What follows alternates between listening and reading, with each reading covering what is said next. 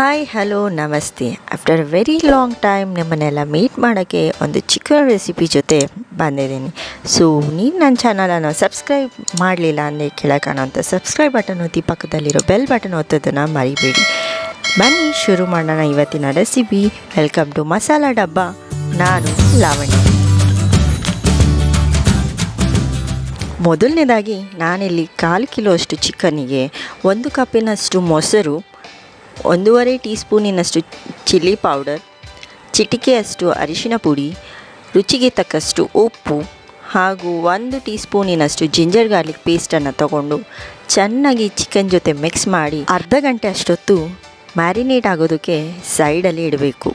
ತುಂಬ ಜಾಸ್ತಿ ಹೊತ್ತಿಟ್ಟರೂ ಸಹ ಇನ್ನು ರುಚಿ ತುಂಬ ಚೆನ್ನಾಗೇ ಇರುತ್ತೆ. ನಾವು ನೆಕ್ಸ್ಟು ಒಂದು ಕಾವಲಿಲಿ ಸ್ವಲ್ಪ ಎಣ್ಣೆ ಹಾಕ್ಕೊಂಡು ಮ್ಯಾರಿನೇಟ್ ಆಗಿರೋವಂಥ ಚಿಕನಿಗೆ ಸ್ವಲ್ಪ ಎಣ್ಣೆ ತಾಗಿಸಿ ಈ ಥರ ಫ್ರೈ ಆಗೋದಕ್ಕೆ ಇಡಬೇಕು. ಈ ರೀತಿ ಅಗಲ ಇರೋ ಪ್ಯಾನ್ ತೊಗೊಳ್ಳೋದ್ರಿಂದ ಚಿಕನು ಈವನ್ ಆಗಿ ಫ್ರೈ ಆಗುತ್ತೆ.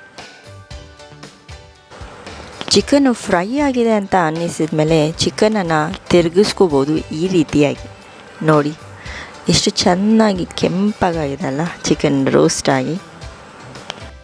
ಚಿಕನ್ ಎಷ್ಟು ರೋಸ್ಟ್ ಆಗಬೇಕಂದ್ರೆ ನಾವು ಅದರಲ್ಲಿ ಆ್ಯಡ್ ಮಾಡಿರೋಂಥ ಎಲ್ಲ ಆಯಿಲ್ ಕೂಡ ಕಂಪ್ಲೀಟಾಗಿ ಈ ರೀತಿ ಡ್ರೈ ಆಗಬೇಕು. ನೋಡಿ ಎಲ್ಲ ಕೆಂಪಾಗಿ ರೋಸ್ಟ್ ಆಗಿದೆ. ನೆಕ್ಸ್ಟು ನಾವು ತೊಗೊಂಡಿರೋಂಥ ಈ ಒಂದು ಪಾತ್ರೆಯಲ್ಲಿ ಎಲ್ಲ ಚಿಕನನ್ನು ಈ ರೀತಿ ಅರೇಂಜ್ ಮಾಡಿದ್ದೀವಿ. ಮಿಡಲಲ್ಲಿ ಜಾಗ ಬಿಟ್ಟು. ಗ್ಲಾಸ್ ಯಾಕೆ ಇಟ್ಟದ್ದು ಅಂತ ಹೇಳ್ತೀನಿ. ಹೇಳೋಕ್ಕೂ ಮುಂಚೆ ಒಂದು ಗ್ಯಾಸಿನ ಮೇಲೆ ಒಂದು ಇಜ್ಜಲನ್ನಿಟ್ಟು ಕೆಂಪಾಗಿ ಈ ಥರ ಆಗೋಷ್ಟು ಬಿಸಿ ಮಾಡಿಕೊಂಡು ಅದನ್ನು ಆ ಗ್ಲಾಸಿಗೆ ಹಾಕಿ 1 ಸ್ಪೂನಿನಷ್ಟು ತುಪ್ಪ ಹಾಕಿ ಆ ಪಾತ್ರೆನ ಕಂಪ್ಲೀಟಾಗಿ ಹೊರಗೆ ಹೊಗೆ ಎಲ್ಲೂ ಹೋಗ್ದಲೇ ಇರೋ ಥರ ಕವರ್ ಮಾಡಿಬಿಡಬೇಕು. ಮಿನಿಮಮ್ 1 ಮಿನಿಟ್ ಅಷ್ಟೊತ್ತಾದರೂ ನಾವು ಪಾತ್ರೆನ ಹೊಗೆಯಲ್ಲಿ ಕವರ್ ಮಾಡಿಡೋದ್ರಿಂದ ಎಲ್ಲ ಚಿಕನ್ನು ಸಹ ಹೊಗೆನ ಚೆನ್ನಾಗಿ ಅಬ್ಸರ್ವ್ ಮಾಡ್ಕೊಳ್ಳುತ್ತೆ. ಸೊ ಈಗ ಚಿಕನ್ ಫುಲ್ಲು ಸ್ಮೋಕಿನ ಚೆನ್ನಾಗಿ ಅಬ್ಸರ್ವ್ ಮಾಡ್ಕೊಂಡಿರುತ್ತೆ. ಇದೇ ಇವತ್ತಿನ ಸ್ಪೆಷಲ್ ಸ್ಮೋಕಿ ಚಿಕನ್.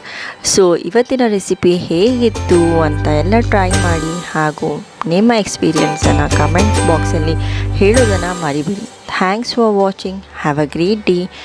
ಬಾಯ್.